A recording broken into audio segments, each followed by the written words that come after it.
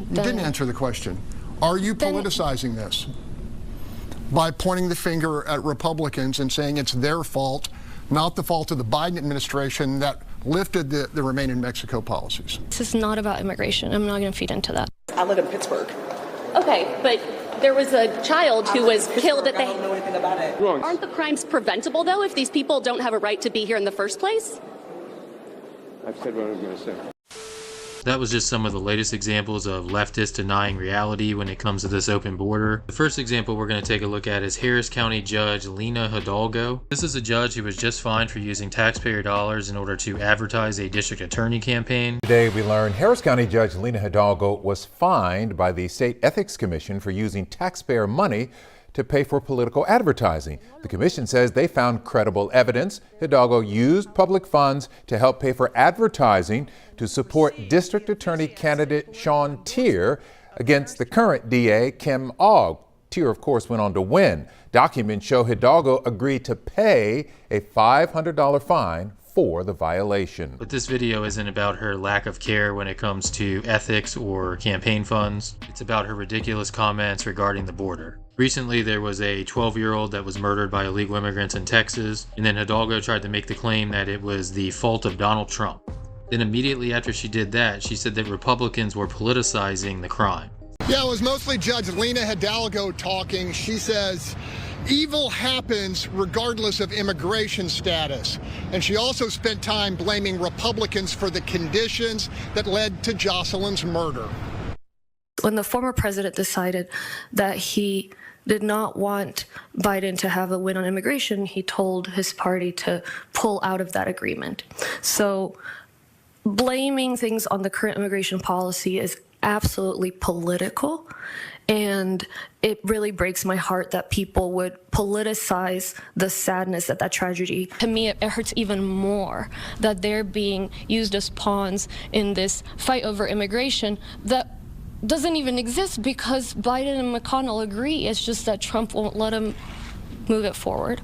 All due respect, Judge, you said this issue shouldn't be politicized, but by pointing the finger at former President Trump and Republicans in Congress, aren't you politicizing it? I think I answered the question. So, yeah, I mean, this is about Jocelyn. This is about her family, and if we want to, Judge, as I said, talk about immigration. You didn't answer the question. Are you politicizing this by pointing the finger at Republicans and saying it's their fault, not the fault of the Biden administration that lifted the Remain in Mexico policies? Again, the Biden administration reached an agreement with Leader McConnell to address this, but this is not about immigration. I'm not going to feed into that. First off, the bill that she's talking about would have done nothing to actually stop illegal immigration. It would have incentivized it, and it would have allowed more people to come here illegally and legally at the end of the day. But I do have to say, it's pretty impressive to say someone is politicizing an event and then turn around and immediately politicize it yourself. Rules for thee, but not for me. The height of hypocrisy. Now we move on to 3 Democratic members of Congress. You have the Penguin, Jerry Nadler, you have Maxwell Frost, and you have Summer Lee. All 3 were asked about crime committed by illegal immigrants. All 3 answered the question pretty terribly, but in particular, Lee just mocked the question and said, "I live in Pittsburgh." Can I ask you quickly about the 12-year-old girl in Houston that was I'm tortured? to strangers. I don't even know who you are, and I don't know who she is. I live in Pittsburgh.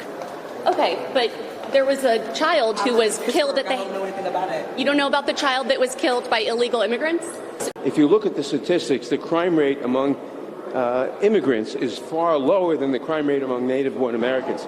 So the whole issue is wrong. Aren't the crimes preventable, though, if these people don't have a right to be here in the first place?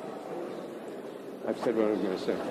Isn't the crime preventable if parole were not happening, of people who are going to end up killing people in this country? Because a very small percentage of immigrants did something bad, we shouldn't allow the parole program for all people. The question is, because 1 or 2 people did something horrible, we should rip away the benefit from everybody else. And we don't use that logic for anything else in this country. That last line by Frost is quite ironic considering that's the exact logic that leftists and Democrats use in order to try and take everyone's guns. And if any leftist stumbles across this video, the difference between the two is that one is a constitutional right and the other one is someone coming illegally across the border and committing a crime. Of course, these are not the only politicians that are mocking this sort of media coverage and questions being asked. Here are two examples from the past week. Trump often uses the phrases Biden migrant crime when talking about immigration. He'll likely use that phrase on Thursday, but the question is, how will the president respond if he does it?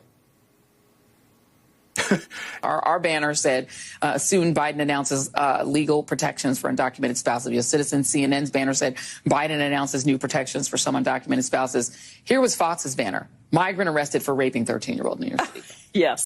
When someone is in the country illegally and possessing a firearm and causing harm to people, that concerns me greatly as the sheriff in this county.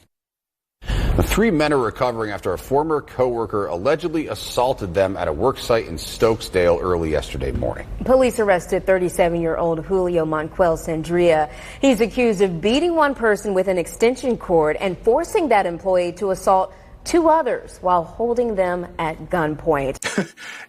Yes. We're going to finish this video off with the chief propagandist at the DHS, Alejandro Mayorkas. He downplayed the leaks and the reporting coming out about the ISIS members that have come across the border illegally, which is interesting considering that NBC News is the one who originally ran it, and that means it's most likely worse than they're even reporting. But politics got in the way. The president took action. The border security steps we have taken over the past 18 months are bringing order. Obviously, the media, the nation has had their eyes on the brutal crimes committed recently by illegal immigrants.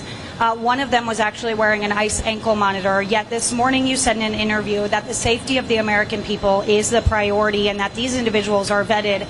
But we know in our conversations with the ICE director, we've heard the FBI director say that there are significant gaps in intel. So what would you say to reassure the American people that they are in fact safe? And what would you say to the families who are mourning their loved ones because of these migrant crimes being committed? Well, let me start where you ended. A message to the families is, of course, our hearts are with them, given their suffering. The safety and security of the American public is indeed our highest priority. We screen and vet individuals when we encounter them. If we learn of derogatory information subsequently, later in the process, then we take enforcement action accordingly. Your department recently arrested 8 men from Tajikistan due to terrorism-related concerns. Is your department taking any new steps to better screen, identify, and detain migrants who may pose a threat to national security? And are there other migrants out there released by your department that you are concerned about from a national security perspective?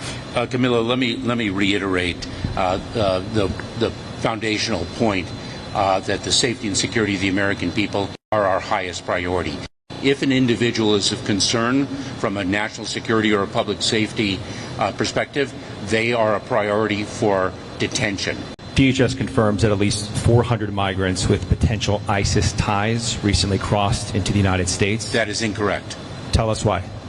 That reporting is incorrect. We do not have identified 400 people with potential ISIS ties. And let me again assure you that individuals who are identified to have those ties would pose a concern to us from a public safety and a security perspective, and they would be priorities for detention and removal. Calling that initial NBC report inaccurate of the 400 potential ISIS ties? I think it is inaccurate. And this is something that the FBI and DHS have been concerned about. There are ISIS-linked individuals overseas in Central Asia and countries like Uzbekistan, Tajikistan, Georgia, Russia, who are helping migrants get out of those countries into the Western Hemisphere and then eventually cross the border. But they're operating out of the Eastern Hemisphere. But because more than 400 migrants came to the U.S. with the help of that network with ISIS affiliations, ICE is now looking to arrest many of them out of an abundance of caution because it's not known exactly why those people came here. They say so far of the more than 150 that they've arrested, they have not found anyone who had a terror plot or came to the United States with the intent of carrying out a terrorist operation. But look, there are more than 50, Chris, of that 400 where their whereabouts are unknown. ICE doesn't know where they are, and we're told when they find them, they will arrest them. Important to point out, though, that those arrests are on immigration immigration charges, not terrorism charges, because that's basically the lowest hanging fruit they can have to get these people off the streets, find out more information, and in many cases, see that they're deported quickly. An unrelenting stream of immigration, non-stop.